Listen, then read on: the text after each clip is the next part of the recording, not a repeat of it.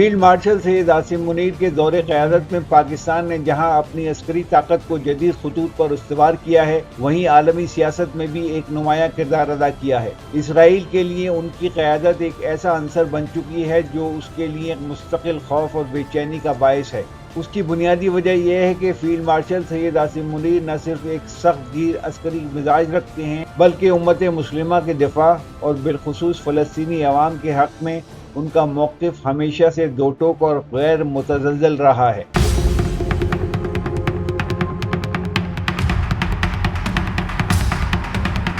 Field marshal Syed Asim Munir کی عسکری حکمت عملی کا ایک پہلو یہ بھی ہے کہ انہوں نے پاکستان کی خفیہ ایجنسیوں کو خطے میں اسرائیلی خفیہ سرگرمیوں کے خلاف زیادہ متحرک کیا ہے۔ اسرائیلی انٹیلیجنس ایجنسی موساد خطے میں ہمیشہ اپنی موجودگی برقرار رکھنے کی کوشش کرتی رہی ہے، لیکن army chief field marshal Syed Asim Munir کی سخت پالیسیوں اور پیشہ ورانہ صلاحیتوں نے پاکستان میں اس کے اثر و رسوخ کو بہت محدود کر دیا ہے۔ یہی وجہ ہے کہ جس نے اسرائیل کو یہ سوچنے پر مجبور کیا ہے کہ پاکستان کی موجودہ عسکری قیادت اسے آسانی سے اپنے مقاصد پورے نہیں کرنے دے گی۔